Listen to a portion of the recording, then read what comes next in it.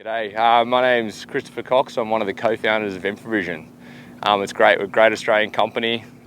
We've grown to Texas, so sunny Texas, or not so sunny right now, but we're at a place called Buda, and this is the Infravision training and test facility where we train our pilots, we test new methods of construction, and this is where we're breaking into the market to start constructing power lines with drones for the US market. What we're doing today is we've hosted the RAPAD contingent, which has been absolutely fantastic. They're at the back end of their tour after looking at technologies, government organisations, and different developers.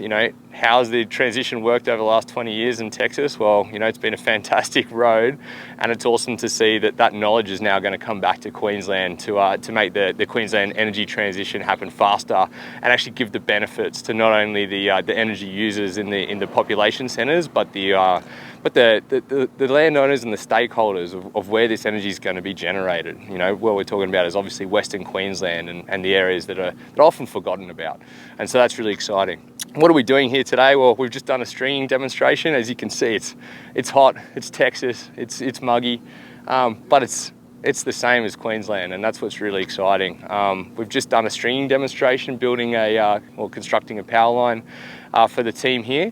And now we're going to go in and have a bit of a discussion around what the energy market's looking like, not only in the US where we're operating, but in Canada, in India, and ultimately back home, and how we can start to bring some of the lessons and some of the technologies on the global scale back to Queensland, so once again we can accelerate this renewable transition. So stringing power lines with aerial methods, specifically drones, is what we do is we use our aircraft with high strength, light synthetic fibers and smart winches on the ground that actually do the work of what was the original or what was the older methods of construction.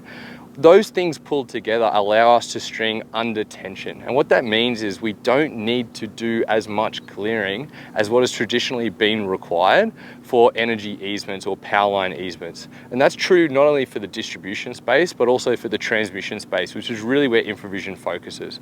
Now, there's always going to be a standoff between the conductors and the vegetation. I mean, it's just required. It's a part of physics and a part of energy transportation. But what we can do is we can just do it better.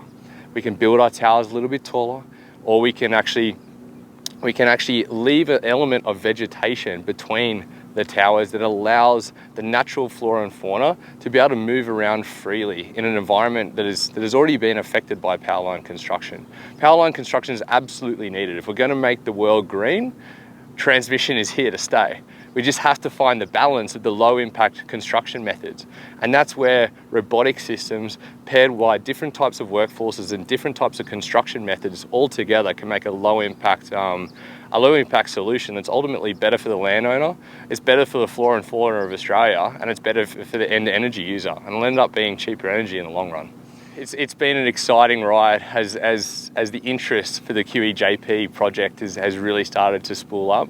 I mean, PowerLink themselves, just to plug an amazing customer of ours, they're really pulling us into their fold right now, and they're really keen to not only make their work methods safer, but they're keen to deliver work methods that really are in line with the local communities that they're working within. And I think that's really important, is understanding who you're affecting when you're building this. PowerLink is absolutely focused on making sure that the stakeholders they have to deal with on a day-to-day basis are included, not only in the permitting phase, but in the construction phase as well. And being from Queensland, it's really exciting to come back and be a part of this acceleration of the renewables, which will ultimately make cheaper energy for the end user. And that's what it's all about. It's not only about just delivering all this power quickly, it's about actually making it commercially better for every Australian, because power is already expensive enough, and that's really what Infravision's here for, is not only to decarbonise the planet in every way that we can, but to make the everyday Australian's life a little bit easier as well.